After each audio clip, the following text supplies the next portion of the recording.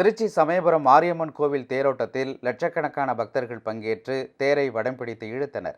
திருச்சி சமயபுரம் மாரியம்மன் கோவில் சித்திரை திருவிழா கடந்த 6ஆம் தேதி கொடியேற்றத்துடன் தொடங்கியது.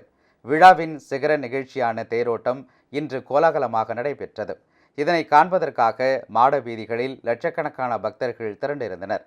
சிறப்பு அலங்காரத்தில் உற்சவ அம்மன் எழுந்தருளிய தேரை பக்தர்கள் வடம் பிடித்து இழுத்தனர்.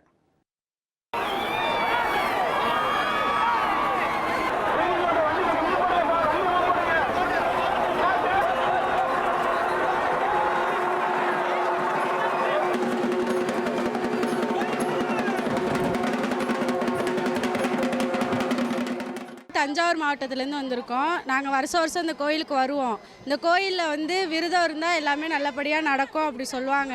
நாங்களாம் விரதம் இருந்து மாலை போட்டு நடந்து பாத யாத்திரையாக வருவோம். திருவிழா சூப்பராக நடக்கும். எப்பயுமே இங்கே வேண்டுதல் எல்லாமே நல்லா நடக்கும். வேண்டுதல்லாம் நம்ம என்ன வேண்டியிருக்கோமோ அதை அந்த அம்மான் செய்வாங்க அப்படின்னு சொல்லுவாங்க. நல்லா இருக்கும், ஜாலியாக இருக்கும்.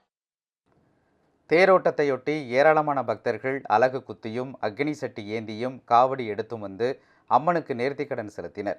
லட்சக்கணக்கானோர் தேரோட்டத்தில் பங்கேற்றதால் சமயபுரம் முழுவதும் பலத்த பாதுகாப்பு ஏற்பாடுகள் செய்யப்பட்டிருந்தது. கோவில் மண்டபத்தில் தற்காலிக காவல் நிலையம் அமைத்து 2000த்திற்கும் மேற்பட்ட காவலர்கள் பாதுகாப்பு பணியில் ஈடுபட்டுள்ளனர்.